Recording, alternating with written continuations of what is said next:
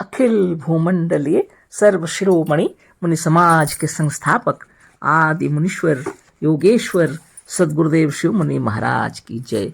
उपस्थित मुनि वृंद, साधु सज्जन वृंद, संत वृंद, साधक वृंद, आध्यात्म ज्ञान के जिज्ञासु और प्रेमियों, सभी श्रोता वृंद, आप सभी को मेरा कोटिशः नमन, सप्रेम जय जीव।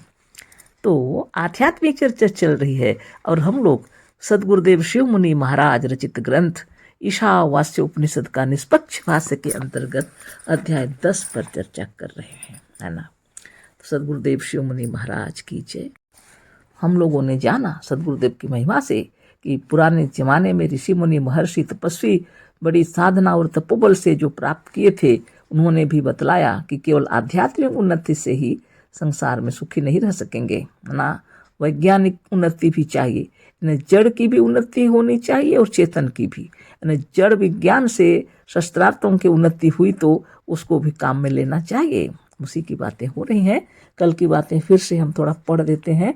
जब जब विज्ञान की उन्नति हुई और देश तबाह भी हुआ। प्राचीन काल में भी ऐसे ऐसे विमान थे, कल पढ़े थे फिर भी, हाँ, कि यहाँ के बलवान, बुद्धिमान तथा वैज्ञानिक जो शक्ति संपन्न थे, वह विश्व के तमाम लोकों में पहुंच जाते थे और वहां से इतना धन लूट कर लाते थे कि अपने संसार को, ब्रैकेट में दी है लंका को, सोने का बनवा डाला था। यह लोग भी शस्त्रों द्वारा ही युद्ध क्षेत्र में सारे संसार में आग लगा सकते थे और शस्त्रों द्वारा ही युद्ध क्षेत्र में सारे संसार में मूसलाधार वृष्टि कर सकते थे। जहां चाहे क्षण मात्र में मरुस्थल के सैकड़ों फीट नीचे का पानी निकालकर पी सकते थे और पिला सकते थे। उस समय के रॉकेटों के समान बाणों में एक गुण विशेष था जो इस समय के रॉकेटों या बाणों में नहीं है। वह एक गुण विशेष यह था कि दुश्मन का संहार करके फिर वह शस्त्र शांत होकर वहीं छोड़ने वाले के पास लौट आते थे। ऐसे शस्त्र अभी तक नहीं बने। हम कल गलती से बोल दिए थे भारत में बने हैं, नहीं बने हैं हमारे भारत में भी, है ना।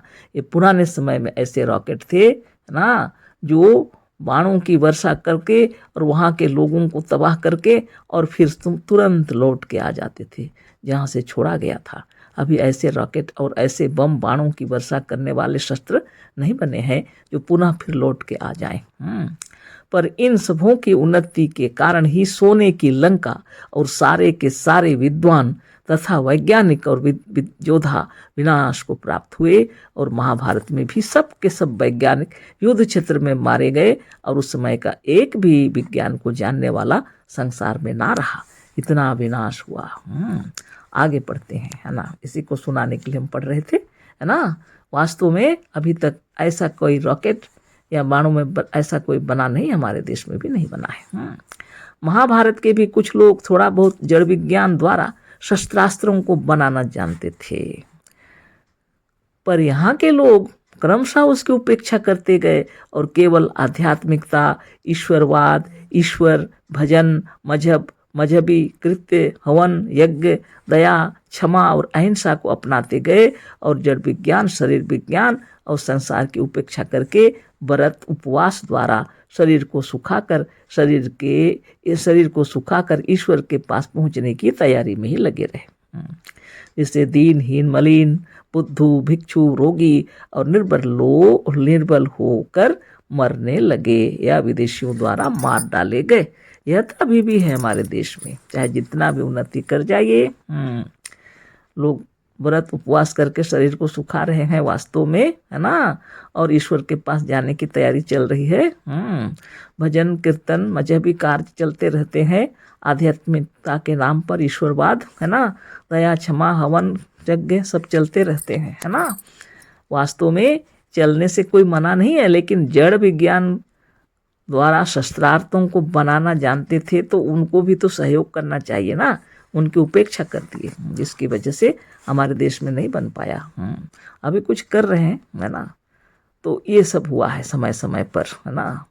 सदगुरुदेव की महिमा से हम लोग को मालूम हो रहा है कि सिर्फ जड़ विज्ञान की उन्नति से भी संसार में शांति नहीं होगी, कि केवल आध्यात्मिक उन्नति से भी नहीं, दोनों को मिलाकर चलना चाहिए। ये ऋषि मुनि समझा करके गए हैं, है ना। आगे हम लोग पढ़ते हैं, यह सब होने पर भी किसी ने वेद के इस मंत्र की ओर ध्यान नहीं दिया जिसमें यह कहा गया है कि अंधनतमः प्रविशन्ति ये अविद्यामुपासते ततो भूय इव ते तमे यह ओ विद्यायाम रतः। जो लोग केवल अविद्या यानी जड़ तत्वों की उपासना में लगे हैं वह अज्ञान अंधकार में या अज्ञान में गिरकर नष्ट हो जाएंगे। उसी तरह से जो शरीर और संसार की उपेक्षा करके केवल विद्या अर्थात आध्यात्मिकता, आत्मवाद या आत्मचिंतन में लगे रहेंगे वह उससे भी शीघ्र अज्ञान अंधकार को प्राप्त होकर नष्ट हो जाएंगे। अतः यह समझ लो कि अन्य देवाहुर विद्या अन्य दाहुर विद्या इति शुश्रुम धीराणाम ये नस्तद विचक्षरे, है ना। ये है 10वां मंत्र ईशावास्य उपनिषद का। विद्या से दूसरी चीज मिलती है और अविद्या से दूसरी, ऐसी बात वैदिक ऋषियों ने अथवा वेद या इस मंत्र को बनाने वाले ऋषियों ने बड़े बड़े अनुभवी, बुद्धिमान, योगी और ज्ञानी पुरुषों से सुना था। ब्रैकेट में लिखे हैं आगे, इससे यह भी प्रकट है कि वेद भी मनुष्यों के बनाए हैं, ईश्वर के नहीं, ना। ब्रैकेट पर वास्तव में वेद मंत्रों को लोग ईश्वरकृत मानते हैं, लेकिन गुरुदेव सिद्ध करके प्रमाणित करके बता रहे हैं कि वे वेद भी मनुष्यों के ही बनाए हुए हैं, ईश्वर के नहीं। जिसे उन लोगों ने बड़े विस्तार से खूब समझा कर बताया था केवल विद्या से भी अवनति होगी और केवल अविद्या से भी अवनति होगी। विद्या मतलब चेतन आत्मा की उन्नति आध्यात्मिक, और अविद्या मतलब अचेतन जड़ की उन्नति। तब क्या किया जाए, है ना। इसे आगे के मंत्र में वेद को बनाने वाले मुनियों ने इस उपनिषद के 11वें मंत्र में और यजुर्वेद के 40वें अध्याय के 14वें मंत्र में कह दिया है, जो निम्नलिखित प्रकार से है। तो अभी जो मंत्र है यह अगले अध्याय के हिसाब से था, लेकिन इसी अध्याय में दे दिए हैं, है ना। विद्याम च विद्याम च यस्तद वेदो भयम सह अविद्या मृत्यम तीर्त्वा विद्यामृतम श्नुते।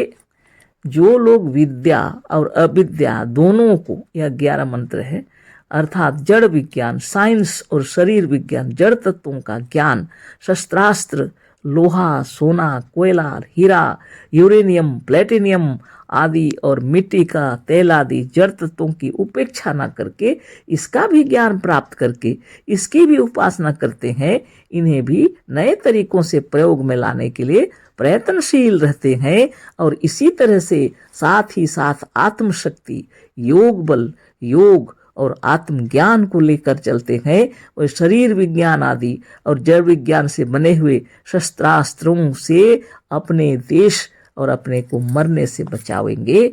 और आत्मशक्ति, आत्मविज्ञान तथा योग द्वारा सच्ची मुक्ति, सच्ची शांति को प्राप्त कर अमृत तत्व को प्राप्त कर लेंगे। बताइए कितना सुंदर लिखा हुआ है ना। तो बहुत बड़ी बात है। तो दोनों की उन्नति होनी चाहिए, और दोनों की जब उन्नति होगी तो विद्वान लोग, ज्ञानी लोग, योगी लोग, है ना, संसार को सच्चा ज्ञान देंगे, है ना। वैज्ञानिक लोग भी और आध्यात्मिक लोग भी, और दोनों को मिल करके जब हम चलेंगे तो इस देश की उन्नति अवश्य होगी, है ना। जड़ विज्ञान की ओर से साइंस जब उन्नति करती है तो लोहा, सोना, कोयला, चांदी, यूरेनियम, प्लेटिनियम इतने प्रकार के, और तेल, मिट्टी के तेल हो या पेट्रोल, जिस तरह के जो कार्य अभी चल रहे हैं, इससे भी तो उन्नति ही हुई है ना। तो इनको प्रयोग में लाने का तरीका मालूम होना चाहिए और प्रयत्नशील रहना चाहिए। इस दिशा में भी उन्नति हो रही है निश्चित रूप से, है ना। तो गुरुदेव की महिमा से और ऋषि मुनियों की महिमा से यह ज्ञान हो गया कि सिर्फ शरीर विज्ञान से काम नहीं चलेगा, यानी जड़ विज्ञान से आध्यात्मिक उन्नति भी चाहिए। आध्यात्मिक उन्नति के साथ साथ शरीर विज्ञान, जड़ विज्ञान दोनों को चाहिए, और इससे काम लेने सके हम, जिससे संसार में जितनी उन्नति हुई है, साइंस ने जो उन्नति किए हैं उसका हम उपयोग कर सकें, है ना। अभी तो चल रहा है, हम लोग कार्य कर रहे हैं, जड़ तत्वों को काम में ला रहे हैं, शस्त्रास्त्र से भी लोहा, सोना, कोयला, हीरा, यूरेनियम, प्लेटिनियम, मिट्टी का तेल और जड़ तत्वों की उपेक्षा नहीं करके हम काम में ला रहे हैं ना। तो आगे की बातें देखिए, गुरुदेव कितने सुंदर तरीके से बतला रहे हैं। जो लोग हमारे सिद्धांतों के विरोधी हैं उनसे हमें कुछ नहीं कहना है, पर हमारे जो प्रिय शिष्य हैं या ज्ञान शक्ति को बराबर पढ़ते हैं, ये ज्ञान शक्ति में ही छपा था, यादगार के लिए इसको मिटाया नहीं गया, इसको छाप दिया गया है फिर से, गुरुदेव लिखे हैं। वह खूब जानते हैं कि ज्ञान शक्ति को निकालने में हम कितना परिश्रम करते हैं, कितनी बुद्धि तथा अपने योग साधन का बल लगाते हैं। उसका 100वां हिस्सा भी इस समय संसार में अपने लेखों के लिए लगाने वाला कोई नहीं है। सब मच्छी का स्थाने मच्छी का रखते चले जा रहे हैं। अर्थात शंकराचार्य आदि पुराने भाष्यकारों ने और नवीन मैक्स मुलर और स्वामी दयानंद आदि ने जैसा अर्थ किया, उन्हीं लोगों के अर्थ और भाष्य के आधार को लेकर स्वयं भी अर्थ करते चले जाते हैं, जो सर्वथा असत्य और अशुद्ध है। हमने वेद मंत्रों का अर्थ करते हुए वेद से ही यह सिद्ध कर दिया है कि दूसरे सब लोगों का अर्थ ठीक नहीं है। वेद से ही नहीं, निघंटु और व्याकरण से भी सिद्ध कर दिया है कि सब लोगों ने वेद के इन मंत्रों का भाष्य या अर्थ गलत, अशुद्ध और असत्य किया है। हमने यह भी सिद्ध कर दिया है कि प्रसंगानुसार भी यही अर्थ सिद्ध होता है, जैसा कि हमने किया है। और दूसरे टीकाकारों का अर्थ तो इतना असत्य और अशुद्ध है कि प्रसंगानुसार वह अर्थ किसी तरह से बैठेगा ही नहीं। ज्ञान शक्ति में केवल एक बात की कमी है, छपाई, सफाई, नए टाइपों और अच्छे कागज की। पर यदि हम सोचें कि पहले जब यह सब हो जाएगा तभी हम ज्ञान शक्ति निकालेंगे, तो कुछ नहीं होता। बात यह सब तब हो सकता था जब हम इसके लिए 1 लाख की पूंजी जुटा लेते, पर यह ना होता और ना ज्ञान शक्ति निकलती और ना आपको यह सच्चा ज्ञान मिलता। यह सब रुपये से होते हैं और हमारा ज्ञान ऐसा है जिनके विरुद्ध सभी धनवान पुरुष हैं, जो लाखों दे सकते हैं, क्योंकि जितने धनवान हैं वह कट्टरपंथी हैं, लकीर के फकीर हैं। वह चाहे आध्यात्मिक क्षेत्र हो, मजहबी क्षेत्र हो अथवा राजनीतिक क्षेत्र हो, मतलब यह कि कट्टरपंथी धनवान और वर्तमान सरकार किसी अच्छे काम की ओर या हमारे ज्ञान की ओर फूटी आंखों भी देखने के लिए तैयार नहीं है। यह लोग और सरकार अलीगढ़ की मुस्लिम यूनिवर्सिटी, मस्जिद, मंदिर और बौद्धों के पुराने स्थानों को बनवाने और उनके जीर्णोद्धार में और दूसरे बहुत से व्यर्थ के कामों में अरबों रुपया लगा देने को और अपने कर्मचारियों को खिला देने के लिए तथा तुलसीदास आदि के स्मारकों को बनवाने में खर्च करने के लिए तैयार हैं।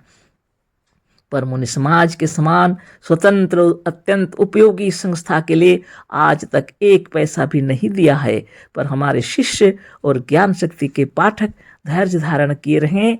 हम निरंतर ज्ञान शक्ति की उन्नति में लगे हैं, शीघ्र सब हो जाएगा। तो संसार में जागृति लाने के लिए सदगुरुदेव की किताबों को पढ़ना जरूरी है, और हमारे मुनिवृंद किताबों को पढ़ते भी नहीं है। इसलिए हम किताबों को पढ़ करके और इस पर भी थोड़ा थोड़ा अपने तरफ से चर्चा किए हैं, है ना। और बहुत से मुनियों को अच्छा भी लगता है और बहुतों को तो अच्छा नहीं भी लगता है कि केवल किताबों को पढ़ के सुना रहे हैं, कह रहे हैं, है ना। अगर हम नहीं पढ़ के सुनाएंगे तो खुद पढ़ते भी नहीं, है ना। सदगुरु की महिमा बनी रहे और सब में जागृति आए और हम सब मिलकर मुनि समाज का प्रचार प्रसार करें, जिससे विश्व में शांति हो, है ना। निश्चित जरूरी है आध्यात्मिक चर्चा भी होनी चाहिए और संसार की उन्नति के लिए विज्ञान का भी सहारा चाहिए, है ना। आध्यात्म और विज्ञान दोनों मिलकर जब चलेंगे तो संसार में शांति निश्चित है ना। युद्ध की समाप्ति हो, यही सोचना चाहिए। अशेष धन्यवाद, कोटिशः नमन। अध्याय 10 पूरा हो गया। सब प्रेम, जय जीव। सदगुरुदेव शिव मुनि महाराज की जय।